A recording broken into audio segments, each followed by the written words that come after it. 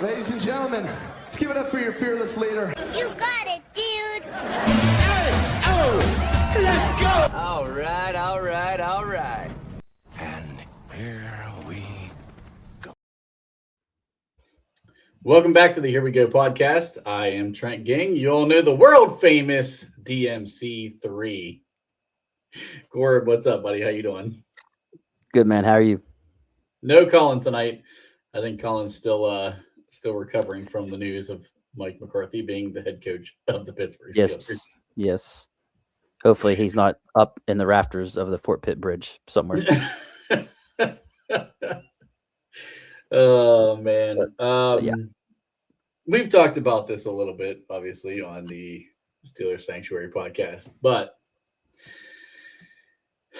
we've had a little bit of time to let this thing sink in. Are you feeling any different now than you were when Saturday's news broke? Because I'm not. No, I'm still angry.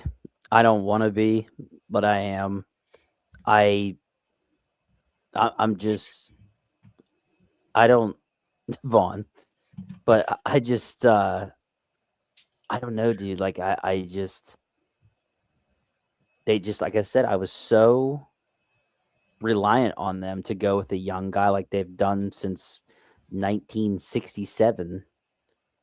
And I thought it lined up perfect to go get one of these young guys that could, change everything that needs to be changed with this franchise moving forward.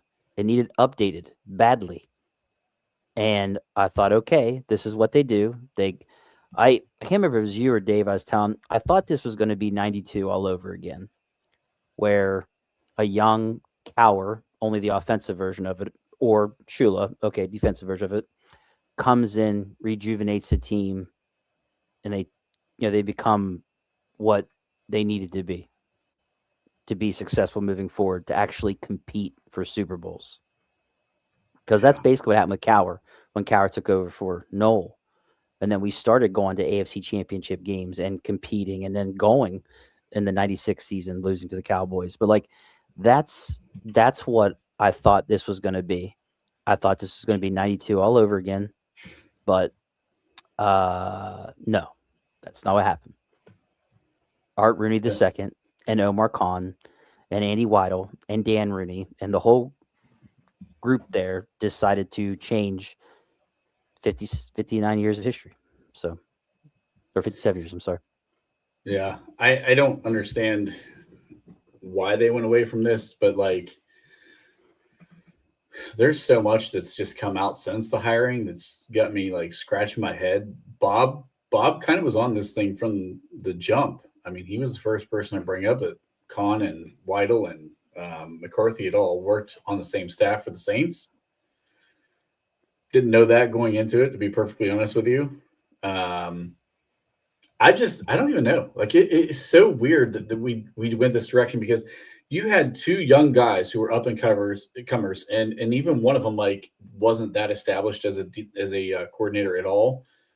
The second one's a passing game coordinator. Like, he's not even an OC or a DC. Like, that's exactly who we've targeted in the past, and we didn't give him an in-person interview. Like, that part to me is still just blowing my mind that we didn't even give them an in-person interview. And of course, now these I mean, Pony's the one I saw put it out there, so take it with a grain of salt. But like, saying that Shula bombed his virtual interview, and then another person said Scheelhaase did too. Are you buying that? No. This is Rooney propaganda, dude. Like, they're on purpose doing damage control because they know it hasn't been taken in a positive manner. So they're like, hey, let's just float it out there. Oh, those virtual interviews didn't go real well. I'm sorry, dude. When you're saying that guy's the next Sean McVay, you're going to tell me he's going to bomb an interview? Come on. Shula, you're going to tell me that guy hasn't, like, under McVay, doesn't know how to interview? Like, really? Yeah. I don't buy it. I don't buy it a bit. This is damage control. That's exactly what this is. Shador Pro Bowl Bob is a God genius. damn it, Bob. We're trying to have a serious discussion, Bob, okay? We're having a serious discussion about the future of the franchise here. Anyways, okay. I didn't see this, Adam. So he's saying Tone Diggs said it before Pony did about bombing the interviews. he did. Yeah, I missed. Also, McCarthy does work with Pat McAfee and that whole Tone Diggs and our whole crew. So again, I wouldn't put it past for them to put it out there too, since they're boys. So I'm not buying it. So yeah. I mean, how dare wait? I know Vaughn's joking about this, but let's bring some serious thought into this because. Oh yeah, you want to bring it serious? Yeah. Hold on. Listen, we were going to cast this wide net of all of these possible coaches that we were going to interview. Wide net, the wide net. We were going to interview all kind of people. Was that ever serious? I mean, we interviewed like 5 coaches, and we were like, you know what? Fuck all you guys. We're taking the guy that we just met down the hallway for an hour because we've known this guy for decades, and he was always a guy after all. They literally made sure they did enough to satisfy the Rooney rule and took McCarthy. It's been McCarthy the whole time. That's who they wanted. They wanted him. I can see the chat's going to try to turn this into a whole different conversation. If Shador can make the Pro Bowl, Howard can win the Super Bowl. Oh, Bob is coming in strong. They bombed the NFC Championship.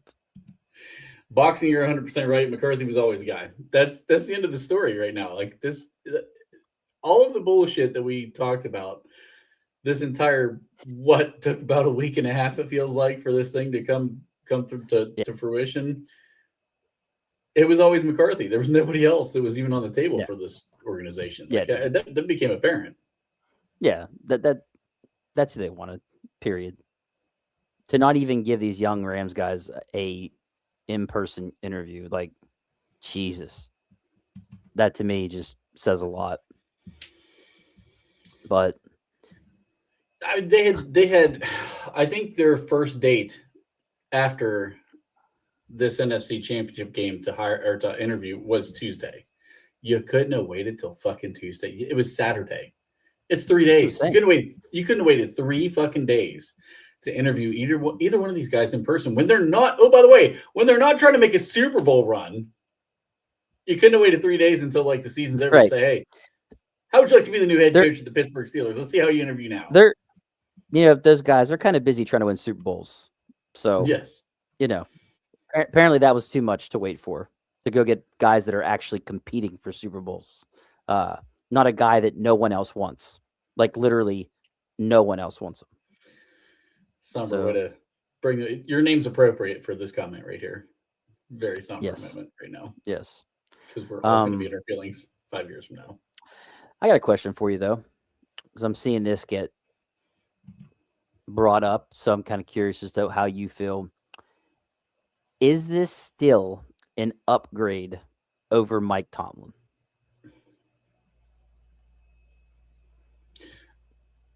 I don't know if like in terms of coaching, if it's an upgrade necessarily. It was a needed change either way. And from that perspective, it's going to play out better than probably with Mike Tomlin still had if he came back for another year. And this is the thing. We've been saying for a long time that this team just seemed like either the messaging wasn't getting through. They lost the games that they should be winning.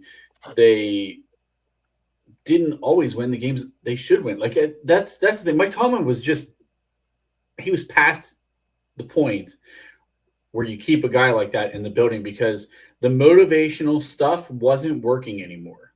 Like he would get him up for the big game. But then by the time the playoff came, there was it'd fall apart all over because you can't motivate more than what the playoff is already going to be bringing to the table. Like you can't get up any more for that game than what it's already going to be bringing about. So his great thing about it, like his biggest thing, goes out the window because everybody's ready to fucking go for a playoff game. I'm basically with Somber that, yeah, it's going to depend on like who he brings in defensively to be the coordinator, because it's really different for us now. This is a whole different thing because now it's an offensive guy. So now the defensive coordinator actually matters when they used to be just a puppet for Tomlin. So now, yeah, the DC matters. It matters who he brings in. So Tomlin I didn't will say coach this. himself. I Yeah. 100% believe that the coordinators will be better under McCarthy because his history, his lineage with coordinators, they're definitely better than what we've had. Yeah. He's not going to hire the guy that nobody else wants to hire anymore, Right. ever again. And that's, I mean, even we talked about Arthur Smith. Arthur Smith could get another job in the NFL. He went to fucking Ohio State. Like, I love Ohio State, but why are you leaving the NFL when you've never? I don't remember him ever coaching in college. That's Did he ever even start in college? I don't know. I don't think he's ever coached college. But for him to go from last year being offered a head coach position in college at what, North Carolina? Yeah. To now you're just taking an offensive coordinator position in college. That tells me everything I needed to know. So I agree.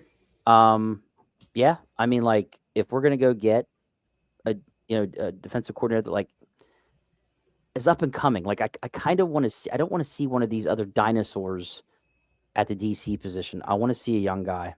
So if I see that, then I'll feel better. Of course, we're not going to get like, they're not going to bring in like. My dream is at least Scheelhaase gets brought in to be the OC or something like that. That'd be like my dream, but I know that's not going to happen. So like, but yeah. So I don't know. I'll say this. I think offensively it's going to be better than when Tomlin was here, but it's still also going to depend on how many analytical guys is he allowed to bring in? How many different coordinators besides just offense and defense coordinators is he going to be allowed to bring in? It's going to depend on the size of the coaching staff too. Is he allowed to have a big coaching staff that could, or was he hired for one of the reasons that he said he wouldn't need a lot of extra coaches? Mm-hmm. So, but it could be better. It could be. So let's talk about this because the chat's already brought it up about 3 times that I've seen so far. How much of this hire truly is that this, whether it's true or not, this thought process that he is this quarterback whisperer and he's here to develop the next quarterback for the Pittsburgh Steelers?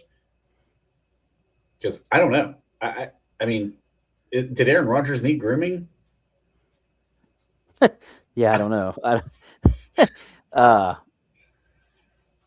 I mean, I could go the opposite way. He's had Aaron Rodgers. He's had Dak Prescott. Who else has he had? I'm trying to think of all the other quarterbacks he's had. There was the third one. And the point was made that, and he only won one Super Bowl 15 years ago. Like, do you look at that in a positive manner or a negative manner? I think they just hit a home run with both those guys. It says he's worked with, obviously, those two, plus early career work with Brett Favre, Rich Gannon, and Alex Smith.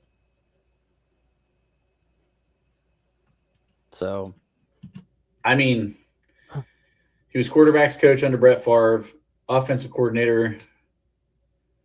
Aaron Brooks. Oh, I forgot about Aaron Brooks. Yeah. Just in general.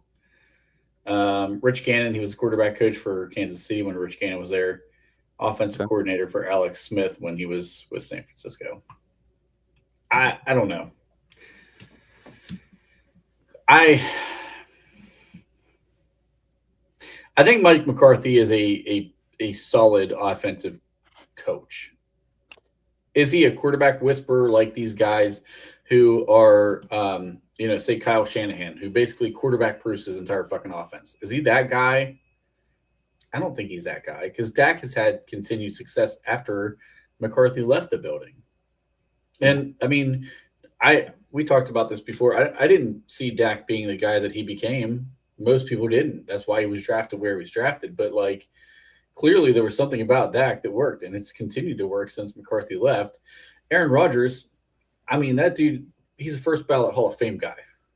Like it doesn't matter who the coach was, as long as the team was okay around him, he was going to lift that team up no matter what. He was going to be successful. So I don't know. I just don't think. I don't think he's this just quarterback guru that you bet a franchise on, like we just did for a 5-year contract. No, I just did think that his offenses have done well. Yes. And that's what I'm willing to believe. Not he's a guru or whisperer. I think that's kind of an exaggeration. But, I mean, when you land like one of the greatest quarterbacks in the history of the NFL, not bad. Not bad. Not bad. Yeah. So that's one thing that I guess I could say I think that we'll do better with him is we'll put up some more points, which has been the issue. But will it be the opposite now where the defense is the one that struggles and can't fucking stop teams, which we see half the time with Tomlin's teams in the fucking playoffs anyways. So yeah. I think Pun brings up a really good point here, though, because he definitely will hire. And I actually saw Jim Shorts tied to being a potential candidate for our DC. Oh, you mean like if Cleveland doesn't pick him? Yeah. I'll tell you what, I like him. I think he's a good DC. He's a very good DC. Now, he's older, but he's done pretty well. So that's one where I wouldn't be upset since he's been successful literally. I mean, look at the Cleveland Browns defense, right? One of the top ones in the league. So, yeah, that one there I wouldn't have a problem with. Johnny's not going to be here. Chenu's so gone, Vaughn. He is gone. I do think, unlike Tomlin, he will hire a DC that he trusts and he believes in, and he will just kind of keep his hand out the cookie jar, so to speak, just to say, like, hey, man, this is all yours. You go run that. I got the offense. Like, you're going to do your thing. So he's going to find a qualified candidate. That part, I think, is definitely going to end up being an upgrade overall. So when we talk about is he an upgrade over Mike Tomlin, from the standpoint of the coordinators, like, he's definitely going to be a better coach than Tomlin with the guys he brings in to be his coordinators. I mean, the defensive coordinator is going to be miles better than what we had with Terrell Austin. What do you think of him calling plays on offense? What do you think it should be him? Do you think he should bring somebody in to do that? Or, I mean, his offenses have done really well over the years. So, I mean, I'm not opposed to it. I know there's some people who are like, okay, the head coach should be a CEO and they should run the offense, or not run the offense, but they should be running the entire team. But if you have a really, really competent guy at defensive coordinator, do you really need to be like babysitting him as a head coach? Like, do you need to babysit him? Like, could you just say, hey, man, like, I know there's some young guys that are being tied to him too, but let's say he brings in Jim Shorts as an example, or a Raheem Morris or somebody who's established. Basically, that guy just needs to say, hey, we need to throw a challenge flag out. The rest of this I got. I need to tell you when we need to challenge a call from the defensive side of the ball. So, like, if he wants to work with, whoever, we'll get to the quarterback stuff later, but if he's going to work with whoever the quarterback is and say, hey, what did you see on the field? Here's what I was calling. Here's what I was seeing as the play caller, and they do their thing on the sideline. Like, does he really need to be there watching and running the show? I don't think he does. How many of those guys call plays and head coach now? I mean, there's a lot of them around the league at this point. So it's not like it's kind of the rarity that it used to be where only a couple of guys did it. But I mean, Andy Reid has been doing this for years. Shanahan's been doing it for years. Mm-hmm. McVay has kind of taken a step back, but he had done it for a while. I think LaFleur does it too. Yeah, LaFleur, KOC. So many of these new age guys who are innovative with offensive minds, like they do this all the time. And they all have a DC that they trust. Bob they all have a DC they trust. Because he said, McCarthy made the comment, I'll never do that again. When it came to giving about calling plays. Yeah. Or he won't give it up. Yeah, he won't give it up. He said, never again. I don't blame him. He did well, I think. I mean, calling plays. So I don't see why you would give it up. Yeah. I don't think he's a bad coach as far as being an offensive mind. No, I don't. That's not it for me. It just isn't. No. It's the overall of, is this guy going to be more old school with less coaches, not having the things that these young guys dial up nowadays on offense? I mean, watch those games yesterday. It's night and day to what we've been seeing with the Steelers. You know what I'm saying? Like, you watch his offenses, you're like, wow. But so if he can get us to that, then okay. Yeah. So Trust me, I want to be wrong. I really do. Like, I'd love to be proven wrong. well, me too, for sure. I mean, I'm still down on this whole thing, but I mean, I just think we needed a reset as a franchise, and this doesn't feel like a reset. No, Um, that's my worry too. yeah. I mean, Vaughn, the OC is still going to have a fingerprint in the offense, and they're going to be there to kind of watch and help. And they drop the game plan through the week. Like, they do a lot of stuff that doesn't happen on game day, but the head coach can still call plays. Right. The OC is going to develop these guys. Yeah, they're going to be working with that's the the offense. importance. That's the importance of the OC, is how well he can develop these players. That's what's important too. Yeah. The other 5 days of the week, the OC's job is just the same. Somber, great question. They've been mum on this. I haven't heard a word from one player at all. To me, that speaks very loud. Well, one, we know they're upset because Tomlin's gone. Yes. I mean, there's probably, I don't know. That is a good question. I would say that in part they're going to wait for the press conference. They know how the game, even though we haven't hired a guy in 19 years, like, they kind of know how the game works. Like, you wait until it's official, the press conference is there, he's officially announced as the coach, and then you probably hear the players start to talk about it. You're probably, if you're McCarthy, he's probably already had conversations with Cam Hayward and TJ Watt and Alex Highsmith.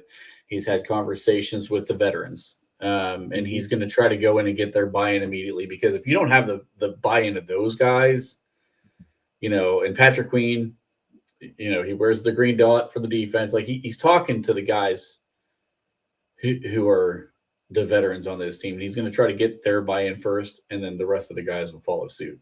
That's your leaders. I like this comment from Pun.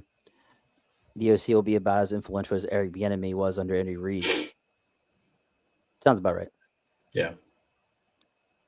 And that's true. But like I said, you don't see those guys on game day having a huge influence.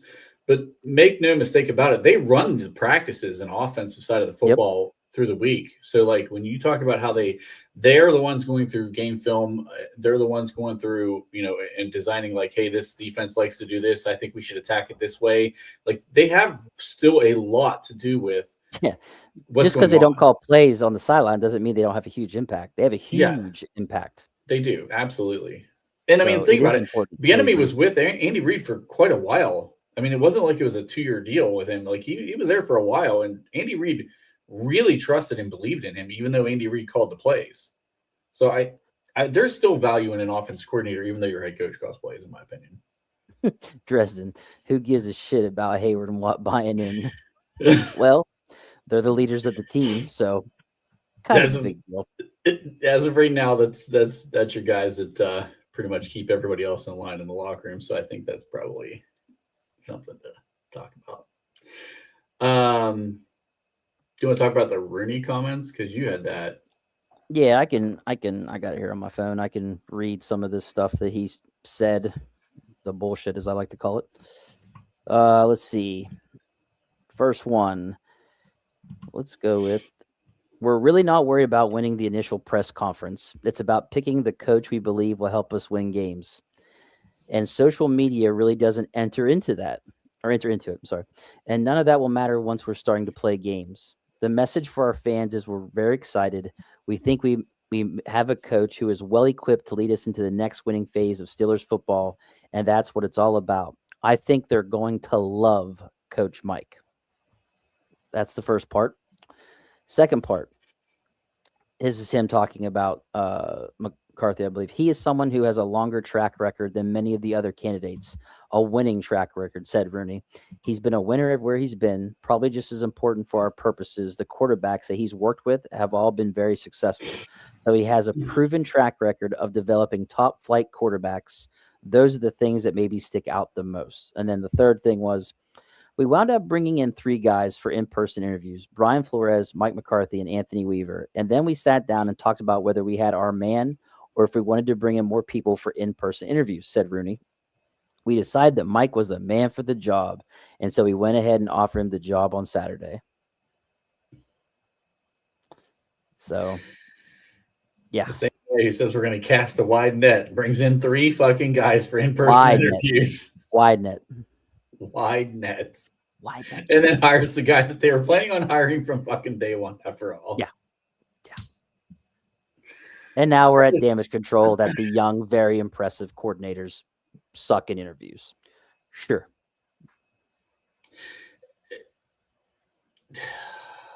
Good Lord, dude. Dresden. Fredo spit in everyone's face and told us we love it. Fuck this guy. That's great. And Summers telling you to read it with enthusiasm.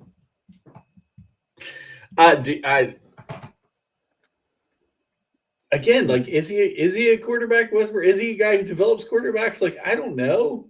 I mean, Alex Smith wasn't good in the beginning part of his career. He got better as his career went on. And honestly, he wasn't there when Alex Smith got better. Shit with the 49ers. Didn't they trade him to the Chiefs? Yes.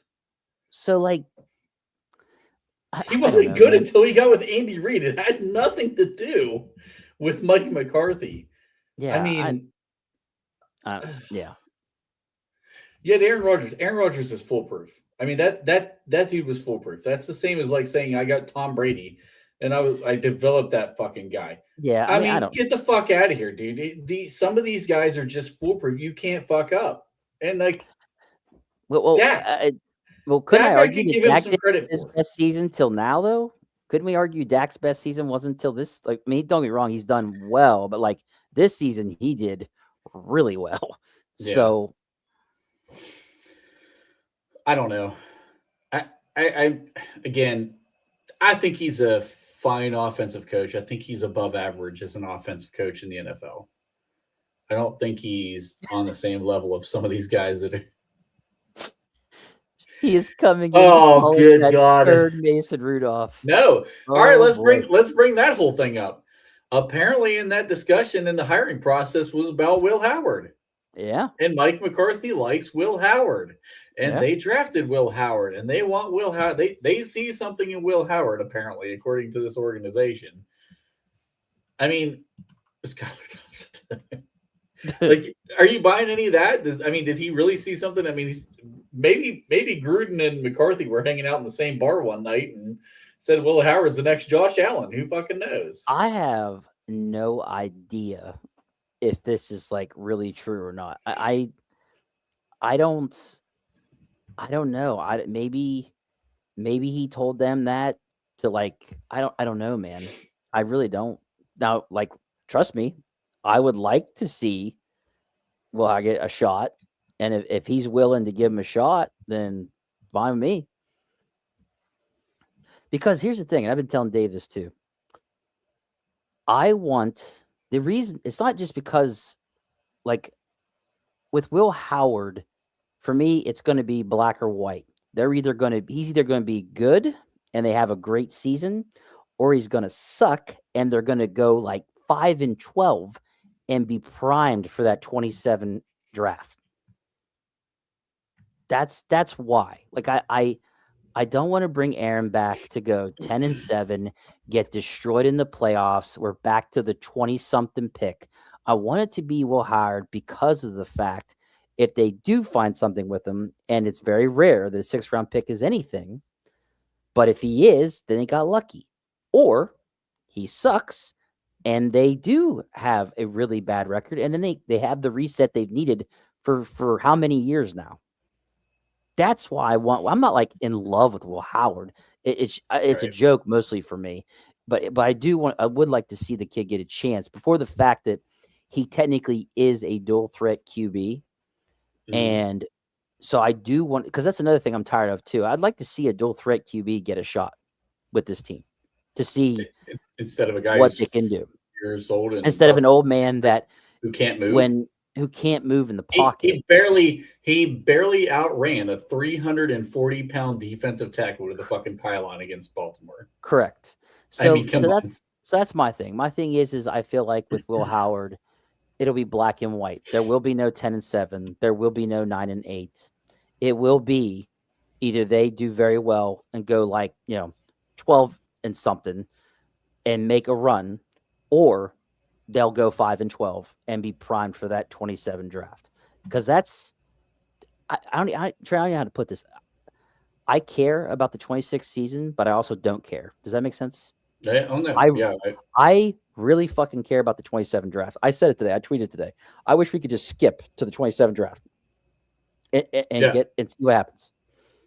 But this can't. This should have been the rebuild year that we've been desperately needing, because you have 12 draft picks and you have an opportunity to reset the franchise, and that's why the coaching choice stings so badly.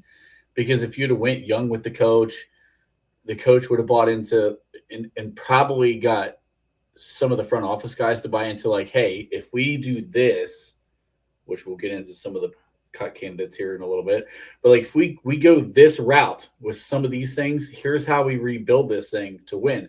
So like a lot of times when you interview for your job, they're talking about like either a 30, 60, 90-day plan, or like, where do you see this in 5 years, or whatever it may be. Yeah. We just looked at, hey, what do you see in 2026? That's what this hire felt like. How do you see this team in 2026? How do you continue to win as we try to approach the Super Bowl? We're not even close to a Super Bowl, and Aaron Rodgers isn't going to bring that. I mean, No. we just watched that. I mean, he did not stand a chance against the Houston Texans defense, and he could not escape any of the pressure. And honestly, there were many teams that didn't rush the quarterback that well, that looked better at rushing the quarterback because he was not mobile at all. I feel like in a lot of these seasons, they are protected from what reality is. We have a couple games where they flash, but it's probably against a team that's not that great, or the matchup's right. But see, when you get in the playoffs, you can't escape these teams you're facing. Most of these teams have both a good offense, a good defense, a good special teams. You're going to get exposed. You can't hide. And that was the perfect example this season. Was our offense was not that good. It wasn't. But then we would face teams like, say, the Lions, right? Oh, the Lions are supposed to be this really good team, right? Oh, look what we did. We put up but the Lions weren't that good. They were not that good. Turns out they weren't. So we all bought into it at the time, too. I did. Yeah, absolutely. I was right there with you. Well, that's what I'm saying. Like it fooled me too. Like, so you're thinking, oh my gosh, this team might be actually really good. But then you get in the playoffs, you face a team like the Texans, who've got the top defense or one of the top defenses in the league, and you get fucking smoked because you got exposed. You can't hide no more. You're gonna sink or you're gonna swim with that offense, and they sunk. Yeah. So I'm tired of this. I want it to be where I know we're gonna go into the playoffs and we're gonna fucking compete, or at least not get smoked. Yep. All these games in the playoffs, with the exception of the 49ers and Seahawks game and the Steelers and Texans game, were all really good within 4 points of each other. Yeah, down to the wire. It was too. an excellent games, all close with the exception of the two mentioned. And it's like, I want that, man. Give me that. I want to see my team go in there and have classic games, not get embarrassed. 7 years straight of getting the shit kicked out of us. I mean, it's just ridiculous at this point. Tired of it. Like, just if McCarthy can make it where we're actually competing in these games and just winning a couple of these games, give us actual real hope, then he's doing better than Tomlin. I'll be interested to see. So obviously the breakup between he and Aaron, when Aaron basically helped get McCarthy fired from Green Bay. I mean, he was pushing for it. Allegedly, those two have kind of come back together and have a solid relationship at this point. But does McCarthy really want Aaron back in the fold at this point? Like, I mean, he's always had. I mean, think about the guys on the list that we named to these quarterbacks. They're more mobile quarterbacks. Like, none of them were statues. I'm just going to be blunt. I don't give a fuck if they're best friends now. I don't want Aaron back in the building. I don't either. I'm just saying, but McCarthy being an offensive guy, would he want a statue of a quarterback who can't move at all back there? Or would he want the guys that can get out of the pocket and he can do rollouts with and you can move the line of scrimmage around? Maybe that's why he's kind of promoting Howard. Maybe that's his move. Maybe he's trying to convince him, hey, we don't got to keep going back to the old man. Like, we can give this kid a shot. Yeah. I just think that, like, I mean, my hope is even if we didn't get the coach that we wanted, that we at least continue to move the franchise in the direction we should move in, which is get younger quarterback, get some mobility back there. Because, I mean, if you watch today's NFL, I mean, how many of these statue quarterbacks are successful? They all run now. All of them run. And it opens up so much more in the playbook. And even when a play breaks down and there's nowhere to go with the ball, how many times do these quarterbacks use their legs just to make it third and manageable? Or do they pick up a first down on a third down scramble? Or, you know what I mean? Like, instead of, like, Aaron sitting back there and there's nowhere to go with the ball, and now we're in 3rd and 15 because he took a sack. You know, you see these other guys like Jordan Love, like we saw with Drake May this weekend. Dude, they get out of the pocket and they run. I mean, hell, even Matthew Stafford picked up a first down on a fucking third. Defenses were getting so exposed with that.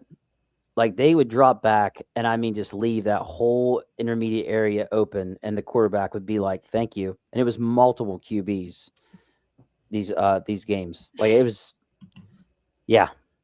That's why I want a dual threat QB, because the things you can dial up. They get another wide receiver plus a dual threat QB. I want it. And if McCarthy's legit and brings in legit people, yeah, they could do some things. Yeah. Do you have the QB poll pulled up from the page, from the X page? Do you have the poll? Which QB poll? I don't know which one. Yeah. Yeah. I misheard you. I can bring it up. So, because I feel like the chat's going to go crazy when we start into the next conversation. So I'm going to try to get this one out of the way here. Yeah, it's loading. I feel like it's going to take up the rest of our show once we get into it. The poll? You think it's going to take up the? No. The next section of it. Okay. The cut candidates are probably okay. So, ran a poll, said, who do you want to be the 26th starting QB for the Steelers? I listed free agents, draft pick, Howard, or Rudolph. Howard wins with 77% of the vote. Second was free agent with 15%, draft pick with 8%, and Rudolph with 0. Which is hilarious because prior to this season, he would have had votes. I mean, you had some Rudolph diehards that were still out there. So, look, over 3/4 voted for Howard.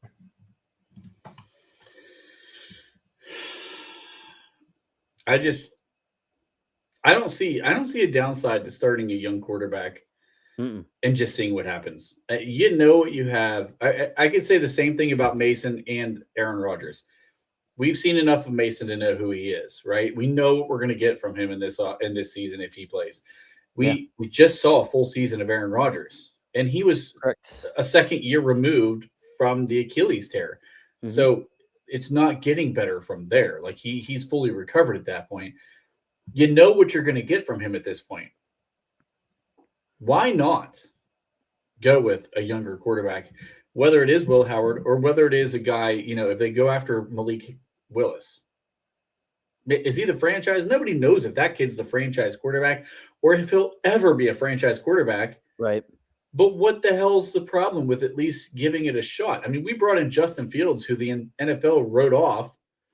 He had 6 okay performances and got wins and found ways to move the ball, and his athletic ability definitely helped. And if we have the QB whisperer now as the head coach, he could do some magic here with Willis, right? Right. I mean, I don't know. I just I don't see why you run it back with another quarterback who you already know what they are at this point. Like, just give it to a young guy. Either they fall on their face and we get the draft pick that we've wanted this entire goddamn time anyway, in a class littered with quarterbacks. This isn't the class with quarterbacks. Do you think they're going to draft a quarterback in this class? Day 3, I think so. Okay. I'm okay if you take a swing at the day 3 guy, as long as it's a guy that has a little bit of upside.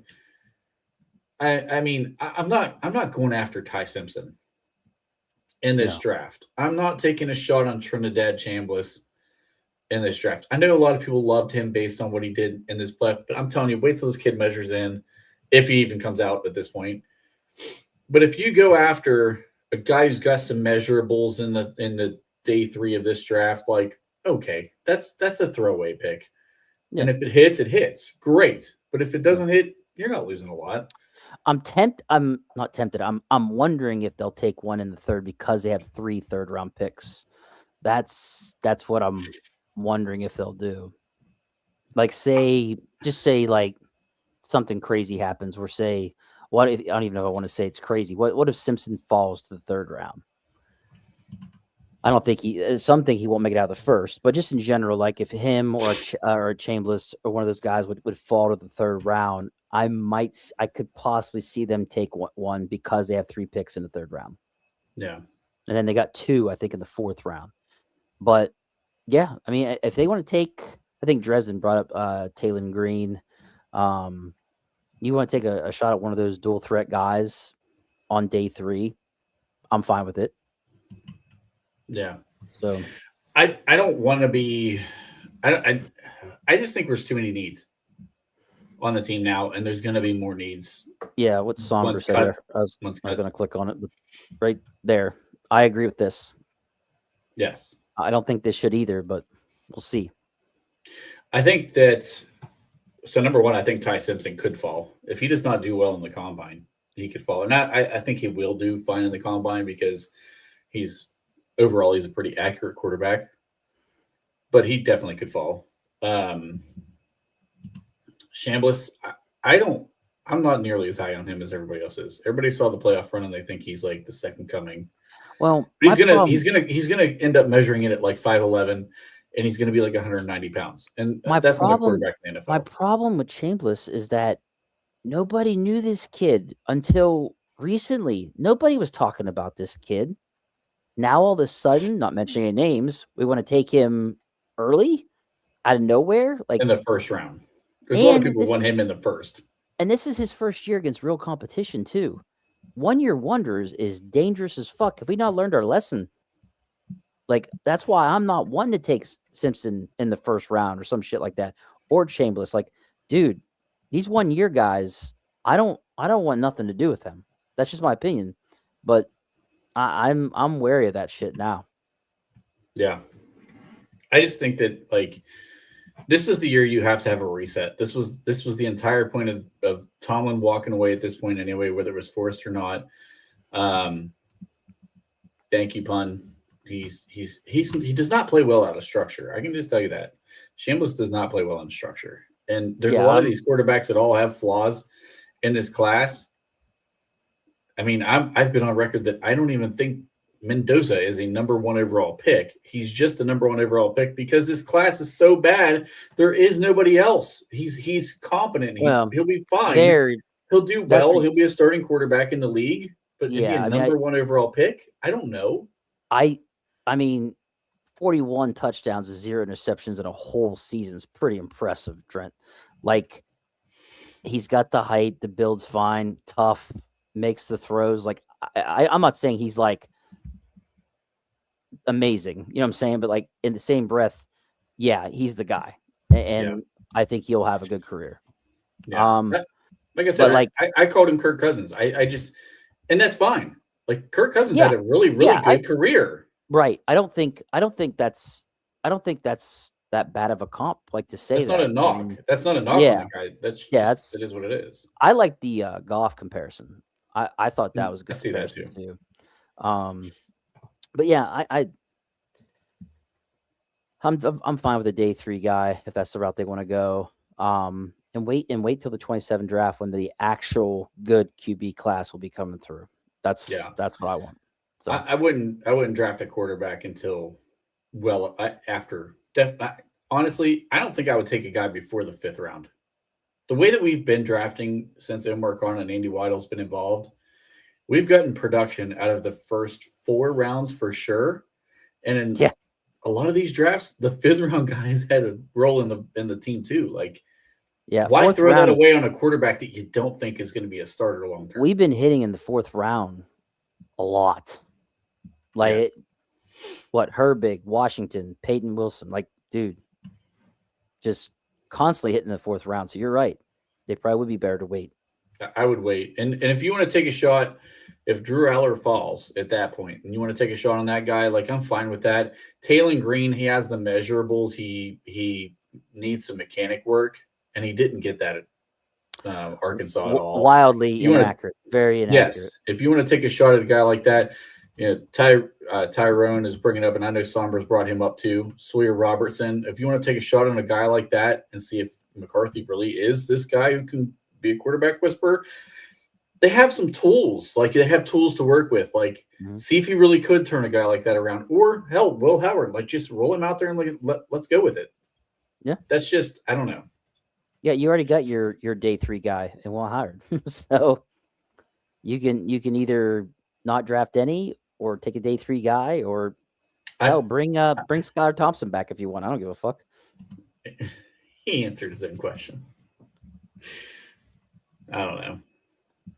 I don't think Aller's an answer either, just for the record. Big pun's right, though. Big pun's right. This should be the goal. Oh, shit, you clicked on Freddie. That should be the goal right there. That should be round 1. That should be round 1. What did we find out, if you want to get into the whole... Oh, let's go down that road. Yeah. So you did some digging on this, and you found some interesting information here. Yeah. So under McCarthy, he's drafted 19 wide receivers. Not one of them was in the 1st round. He has never drafted a wide receiver in the 1st round. He's drafted, what did we say, 4 in the 2nd round? And then the rest of them are after that. So, yeah, my guy doesn't go after wide receivers in the 1st round. So, or doesn't demand it at least or push for it. So that kind of worries me a little bit that he may not go for one or may not push to get one. Do you want to hear the names of all the wide receivers he's drafted? Roll through it. All right. Jamon Moore, Marquez Valdez-Scantling. I can tell you the rounds too. Jamon Moore was drafted in the 4th. MVS was drafted in the 5th. Equanimus St. Brown in the 6th. D'Angelo Yancey in the 5th. Malachi Dupree in the 7th. Traver Davis in the 7th. Ty Montgomery in the 3rd. Devontae Adams in the 2nd. Jared Braderis in the 5th. Jeff Janis in the 7th. Charles Johnson in the 7th. Kevin Dorsey in the 7th. Randall Cobb in the 2nd. Jordy Nelson in the 2nd. Brett Swain in the 7th round. James Jones in the 3rd. David Clowney in the 5th. Greg Jennings in the 2nd. And Corey Rogers in the 4th. So, to be fair to him, all of those 2nd round picks hit. Yeah. Big hits. He did hit. So he seems to find one. He's even got like I thought James Jones wasn't a bad wide receiver. Was he a big time wide receiver? No. Yeah, he was a good receiver in the league for a long time. Ty Montgomery wasn't bad either, was he? Another 3rd round. No, he ended up transitioning into running back, and he running back, right? I thought that was the guy. He had most of his success, I would say, as a running back, but he kind of like he was kind of Aaron Jones before Aaron Jones came along for that offense. They used him a lot of different ways. So I mean, Nelson, Jennings, Cobb, Adams. That's pretty fucking good success rate. You're 4 for 4 in the second round. yeah. So yeah, that was what I looked up as far as the 19 wide receivers that he has drafted or been involved in. Yeah. I mean, he's definitely hitting, and even MVS was a solid player for them for a little while. Equanimous St. Brown. He's actually Amon-Ra's brother. He had a cup 1 or 2 good years for the Packers, and then kind of relegated to practice squads, and then he was out of the league. But like, not total misses for some of those guys, even the late round guys. By the way, just I'm actually back on the page itself. 17 out of the 19 were all they were all 6 feet tall at least. There's only 2 he drafted out of the 19 that were under 6 feet tall. What else? Let's So see. what you're saying is Bob won't have to bitch about the 5'7" guys who weigh 112 pounds. No, it sounds like he targets the tall guys. He doesn't have any interest in the shorter guys. The weight range was between 188 and 221 pounds with an average weight of 204. That's good. So He has an archetype then, for sure. yeah, it says here, it's true that the West Coast offense requires a wide receivers who can create quick separation. The overall group speed averaged out at about 4.48 seconds in the 40-yard dash, with only 3 of the 19 running a 4.3. Yeah. So, yeah. Interesting. All right, so Vaughn's bringing up CA3. Pack your shit. You want to start talking about some other guys that might be packing their shit here? Yeah. I mean, you wanted to get into possible guys that might get cut, right? Possible cut candidates. Who are some guys that you could see on this roster who could be some possible cut candidates? Do you want to pay Janu Smith $10.8 million? No. He is the fucking front runner of the cut candidates, okay? He's absolutely pack your bags now. I think Amar Khan needs to go straight to Jonu and tell him the same thing he told the coordinators. Hey, you guys really go ahead and fucking pack your offices up. Johnny, we're going to need you to go get your shit out of your locker because it ain't your fucking locker anymore. Do you want to pay Patrick Queen $17.1 million? I'm glad that you brought that up because no, the fuck I don't want to pay him. I don't at all. So I saw Charles put this up in the chat earlier. I saved this one. PQ probably gone. I totally agree with him. So here's the thing. PQ, there's such a love-hate with PQ. He is like to me, he is like the bad version of Ryan Shazier. Because he has the speed, he has the athletic ability. He can get there. But even when Shazier missed the tackles, which he missed a lot of tackles too, he missed because he had no fucking business being there. Yeah. Patrick Queen misses tackles in the hole. Like, right. You're one-on-one with the running back in the hole, and you're just missing tackles. Bad misses. He misses blatant misses tackles, and that drives me absolutely crazy, and I can't stand that. So I just I think Patrick Queen has to go, in my opinion. I got another one for you. Do you want to? This pains me. Do you want to pay Jalen Ramsey $17.2 million to be safety? No, and he will not restructure under what I think it's going to take for him to be a free safety here. So I looked, and I should have looked at this before we jumped into this. In my opinion, I think he has to go down to about $8 million to be even remotely in the conversation to be worth paying. That. He ain't doing that, brother. I don't think so either. So I think he's gone. Let's see here. I mean, obviously, $42 million for Watt is rough, but I don't think they're going to cut him. No, you can't. You're going to lose your ass. They're not going to cut. They're not going to cut DK. Mason Rudolph, $4.6 million. I'd cut him. Yeah. Especially if we're going to do what we want to do and try to rebuild. Right. Absolutely. Yeah, I mean, I'm looking here. Like the rest of these guys, Pun Samalu's already a free agent. Yeah, Sam is a Have to free cut agent. him. Pun. And he can go. I wouldn't bring him back. Malik Harrison, he's on Sombra's list here. Oh, okay, yeah, okay. Damn it, I had it too. Let me find it. Malik Harrison, $6.7 million. I didn't realize they were paying him that much. Bye. Yeah, you were Noah Landon Roberts, bud. I'm sorry. We fucked up not bringing. I'm still salty about that. I'm going to be salty about that for a while. I'm guilty as charged. I was okay with it. Now I was wrong. Like I was wish they wouldn't. salty as hell. I love D-Rob. But yeah, Malik is not worth that contract. Cole Holcomb. Now he did restructure. His cap hit wasn't, but he barely played this year. Right. And honestly, trying to find it. I feel like you can get out of Carson Bruner what we got out of Cole Holcomb this year. I know he's not like experienced the way that Holcomb is, but I'd be fine with letting Holcomb go as well. Trying to find him. I don't even see him on here. How much is he playing for? I can't remember how they did that restructure. Yeah, they restructured to lower the price pretty good. I thought it was pretty low. Let me see if I can try to find it real quick. I'm not even seeing him on here, dude. Like how far down the list is he? I didn't even have him on the roster. I think he's a free agent also. I was gonna say I think he's a free agent. He's not. I didn't have him on my depth chart.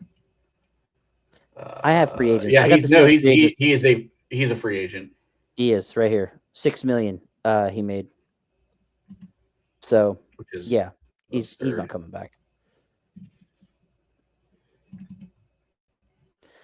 So yeah, I mean, is there anybody? I mean, like, dude, TJ's $42 million. He's got the biggest cap hit. DK $31 million. Alex Highsmith $20.1. Cam $19.1. Then Ramsey, Queen, Freiermuth, then Janu. Anybody else? So obviously, Janu's got to go. There's just no fucking way. Yeah. Yep. Yeah. Yeah, I don't see anybody else that really.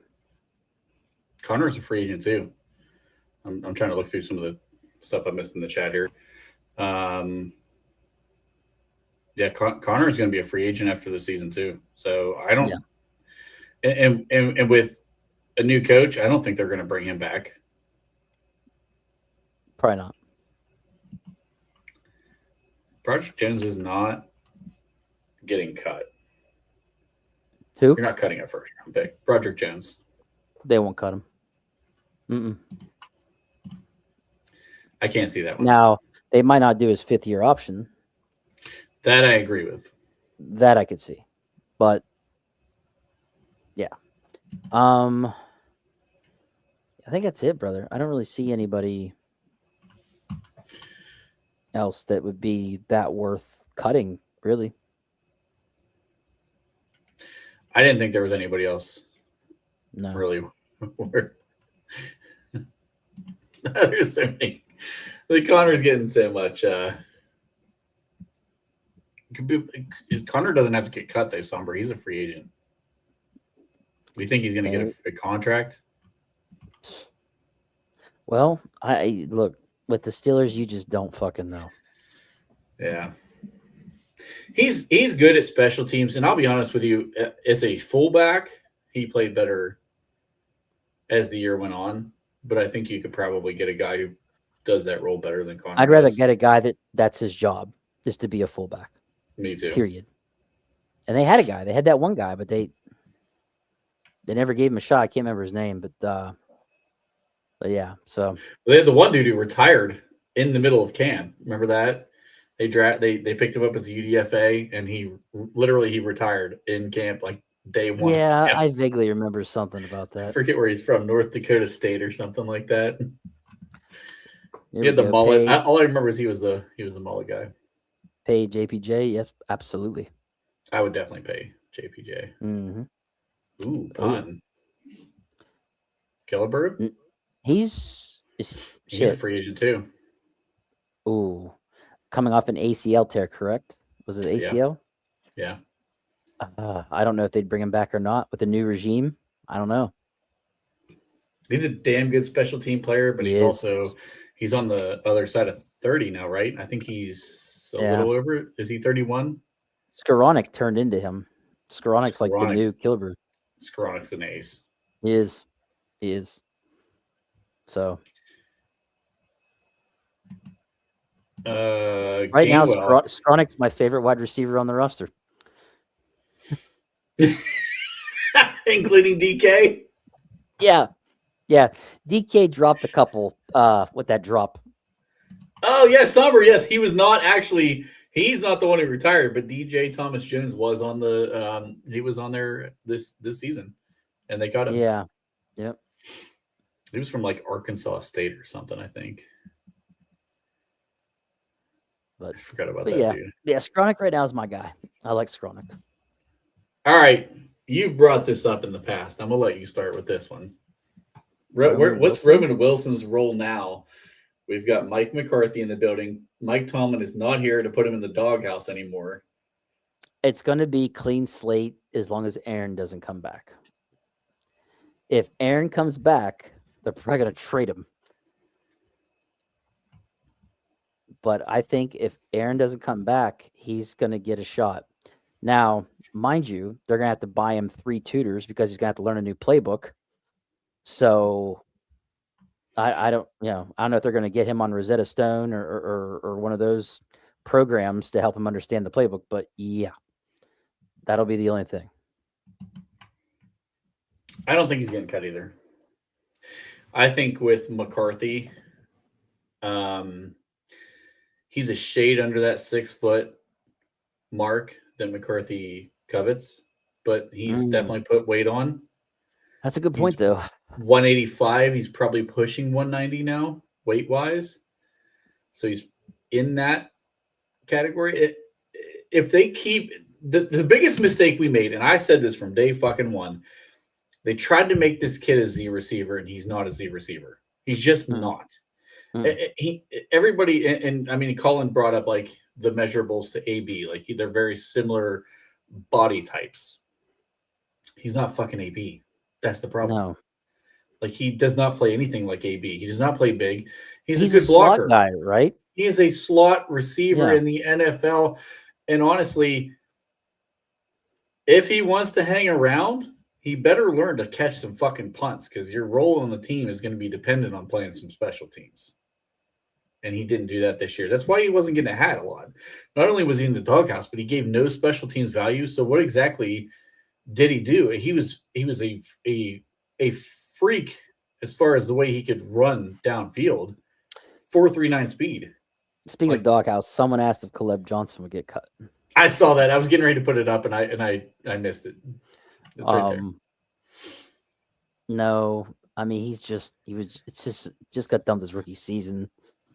I don't know if anything. Maybe McCarthy tries to give him a shot as the number 2. Oh, do you think they bring Gainwell back, or you think that my theory of KJ gets the number 2 spot a chance at it? I think he's going to get a shot. If Aaron is back in the fold, he's going to probably try to demand that Gainwell's back too. I think Gainwell priced himself out of Pittsburgh. You're not paying 2 starting running back salaries, and we paid Jalen Warren. You can't pay Gainwell 2 on top of it. I know we don't spend a lot of money on offense, and I know we need to spend some money on offense, but Jesus Christ, you can't pay 2 goddamn running backs in a league that just doesn't pay running backs anymore. Like, that's just stupid. You drafted a rookie because you believe that the rookie had some talent. You're right. Go play him. I think you're right when you say that Gainwell outpriced himself here. I think you're right. I think he's going to chase the money, and I don't blame him. Now's the time to strike while what's the saying? While the iron's hot or whatever. Yes. Like, yeah, dude, go get paid because after what you did, yep. Or could he follow Aaron? If Aaron goes somewhere where they could use another running back. If he goes to the Vikings, if Aaron goes to the Vikings, Kenneth Gainwell would pair so well with Madison. Mm-hmm. Because Pace back, Madison's Aaron the bigger Jones. back. Aaron Jones is gone, right? I think Aaron Jones is a free agent. I think this was his free agent year. I'd have to look it up. But man, Kenneth Gainwell in that offense, with the receivers and the tight end that they have. Yeah. Could do some damage. Mhm. Yeah. It wouldn't surprise me. I don't know that this is going to happen, but it wouldn't surprise me if Kenny Gainwell gets $8 million this year. I can see it. I mean, based on the receptions that he had, Right. led our team in receptions, the yardage he had, both receiving and running touchdowns. He priced himself out of Pittsburgh. He was in that second tier of dual threat running backs. He really was. Like when you know talking about, like, you got your Robinsons, you got your McCaffreys, you got those guys. Yes. But then that second tier of guys that could run the ball well, plus catch it out of the backfield and do massive damage receiving. That was him. Yeah. He proved me wrong throughout the season. I thought he was a product of Philly. He proved very much that he was not a product of Philly. No. He was a damn good He was player. legit. I underestimated him. I did not imagine him doing that well. I didn't. Admittedly. Vaughn says AJ to Pittsburgh. I don't think there's any fucking chance AJ Brown's coming to Pittsburgh. No. Doubt it. He's too much of a distraction. They just got rid of one. I think AJ Brown ends up in New England. And Really? he behaves. That's where he's gonna end up, because they're gonna throw the farm out. This team's got to the Super Bowl with a young stud quarterback. You don't think they're gonna try to go get a stud receiver with him? And now I'll say Can this. I just say I hate that fucking organization? Oh, Aaron Jones. Yeah, Vaughn said Aaron Jones, not AJ Brown. Sorry. Oh. I misinterpreted what you were saying. Aaron Jones to Pittsburgh. Yeah, he's past his prime. He's done. He's cooked. Go get a young running back in the 5th round to replace. Well, is there any McCarthy connection with anybody like that we just not looking at that could maybe come to Pittsburgh? Well, Aaron Jones did play for McCarthy in Green Bay, right? Yeah, in Green Bay. So there's that. I forgot. Okay, yeah. And I'm guessing that's why Vaughn's bringing that up. So yeah, it's good call, Vaughn. Running back wise, I think you get a guy in a later round, and I think you're fine, because honestly, as well as Gainwell did this year on third downs, Jaylen Warren is a very fucking good third down back, and we gave him no third down opportunities this year. And the way that kid breaks tackles and stuff, like, why wouldn't you want to give him those chances when we need a play? He needs to be on the field, and you need to have a running back, and whether it's Caleb Johnson or whether you draft a kid who could be that guy who gives a change of pace and is successful, like, you need to alternate those two guys, and Jaylen needs to be playing more third downs. You're paying him starting running back money. Play him like a starting running back. Yeah, I know. I wish that those fumbles, man. Well, that was Tomlin though, so things are different now. So, yeah, and he didn't lose a lot of fumbles this year. Last couple of years, he held the ball. Yeah, but when he does, though, Tomlin, I swear, puts him in the doghouse every single time. Yeah.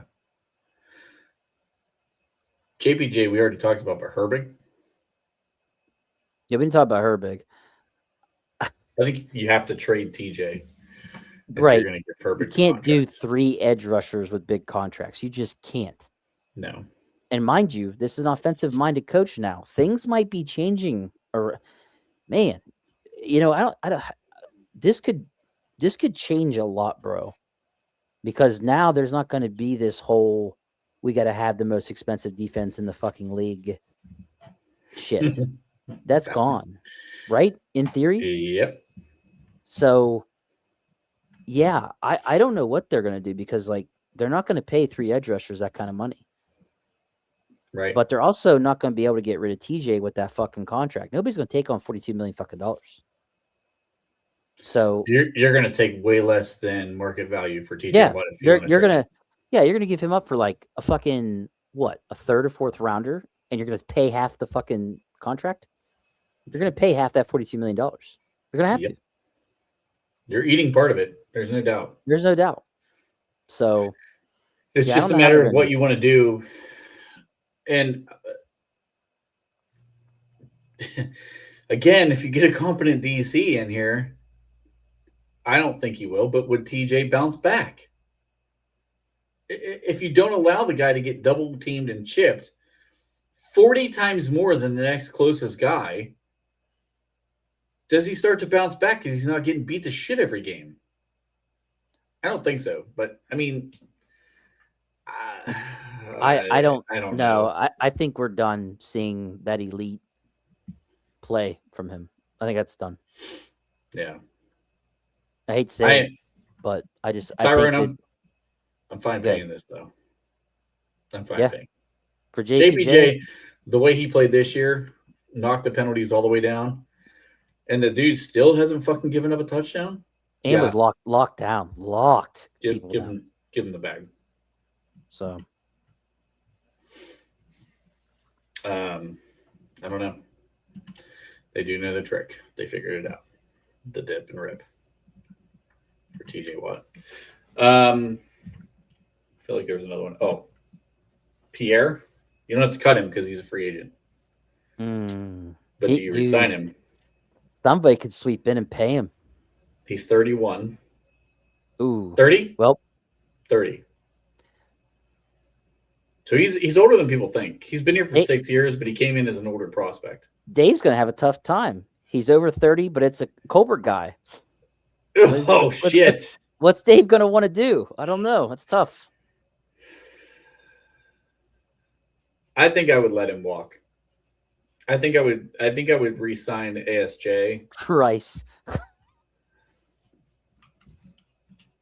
Who? Trace. He's still on the roster, right? Because he never plays. So Vance has got to make room for Trace. I gotta look this up because he's got to be. Where's he? He's still on the roster next year. He's gonna make $1.1 million. Bye. There ain't no fucking way. Cut his ass. Yeah, there ain't no way. I would pay. I think cornerback wise, I think I would pay ASJ, but I would also sign somebody or not sign, draft somebody. That's what I was about to say. Let's draft somebody. Let's draft a corner, top 3 rounds. Yeah. Let's find that next guy, man. And is ASJ still under contract with us? No, he is a free agent. He put out a post. Man, that really sucks. He put a post out prior to the weekend of 4 pictures of himself in the black and gold, and then also put like the little black and gold like little logo on there, and I think it said like he used the hashtag "Here We Go" or something like that, or Steeler Nation or something like that. Oh, Shower's pulling at your heartstrings right now. Oh, Shower. It's over, bro. I've faced reality. Beanie Bishop will never be a Steeler again. So it is. And I know some people said that you've already got Eccles as the nickel. Why would you bring ASJ back? ASJ might be a better nickel than Eccles, and you might need to move him inside and move Eccles back outside because he played okay on the outside. It's a prospect that I would like to have. Like I would like to have that. If we can have him to move him inside or outside, a ball hawk like him, dude. If you have the lockdown corner of JPJ with the ball hawk guy and ASJ plus your draft pick, dude, that could be a great corner group. Yeah. So you have your nickel, your dime package already pretty well established, and then bring in the young rookie who could come in and play on the outside. Yeah, dude, that'd be pretty good to me. That sounds good to me. 2, I don't think we're drafting 2. I don't think we'll draft 2. If Eccles is already under contract, JPJ is already under contract. Right. Now you're going to have to bring somebody back. Technically, Ramsey's, whether you're going to do corner or safety with him. So, yeah, I don't think we're going to. I mean, it's not out of the picture, but I don't know that we will. It's possible, I guess. Mm-hmm. At least a cornerback and a safety. Yeah. Any hope for Dante Kent? I don't know. We never fucking saw him. Yeah. I mean, he got hurt stay healthy. in training camp, and he never returned. Basically, right. Stay healthy, and I guess we'll find out. His 21-day window opened up, and then he was gone. Yeah.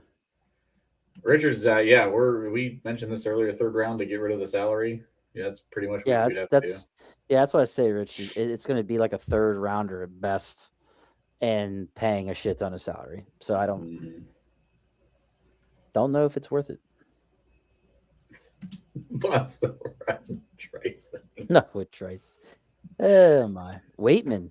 Ooh, isn't he a free agent? Yeah, we don't have a punter right now. That Johnson guy's probably still available. He probably is. The one that we actually paid money to, and then the 3-year, whatever, 9-10 million or whatever it was. Yeah, because Waitman was more consistent in training camp practices, and then he got into the season and way cheaper. got into the season, and he wasn't nearly as good as he was in training camp. Listen, Waitman, I'll say this: Waitman in the cold is fucking garbage. That dude cannot punt in the cold. Wow. Like, his worst punts have come when it's cold out. Cleveland, remember Cleveland, not this year, but last year, he had a punt against Cleveland. It went like fucking 25 yards out of bounds. Gave him great field position. It's pretty bad. Cost us the game. He had another one that was like 30-something yards this year. Somber said, bring Johnston home. Presley has a rested leg.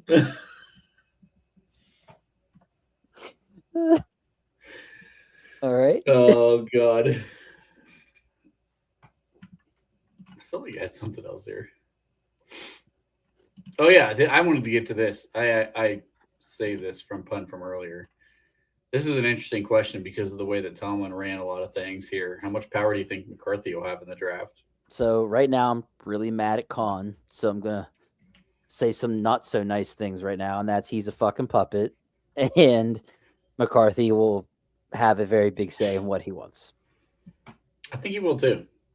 I think he'll have a lot of say in this. Now, Andy Weidel, I think, still probably, assuming he's still going to be here, Andy Weidel probably is going to create the big board like normal. As of now, yeah. As of now. Guess that's a good sign. We haven't heard anything with the Falcons with him. So. Yeah, I'm actually kind of shocked. It brings a lot of things into question with Andy Weidel too if he does not get this job. Because his resume is fucking fantastic. I know. Does he just not understand 2 + 2 and how to do math?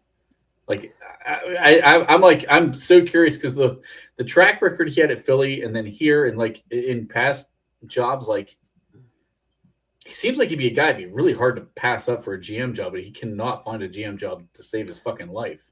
Well, his teams get in the playoffs and get the shit kicked out of him. So that hasn't helped him the last couple of years with us. So yeah, I don't know. I don't know what they're going off of, or maybe they just have a different idea of where they want to take the team than he does or something. It's hard to tell. Maybe he just didn't click with the Falcons. I have no idea. Yeah. I mean, either way, I hope whatever happened, he bombed that fucking interview and he stays in Pittsburgh because he's actually a pretty good asset. Yeah, me too.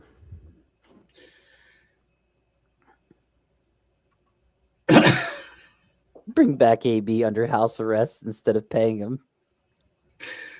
Jesus. All right.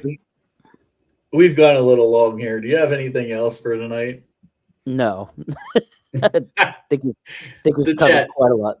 The chat took over and basically we just followed along. All right. For everybody in the chat, as always, oh, Jesus Christ. Vaughn's trying to get one more little thing. Where's interview Shula or Shador? God. Let it go. We just get this. Anyway, moving on. The guys in the chat, you guys are fantastic as always. We appreciate all the feedback and the commentary and the questions that you guys have brought forth. So until next time, like, share, subscribe, all of that good stuff. And we will have a war room tomorrow between me and Bob. We're going to go over some free agent wide receivers, which give you a little hint as to what we might be covering for the draft special on Sunday. Till then, have a good one. And just like that, I left everything. See ya!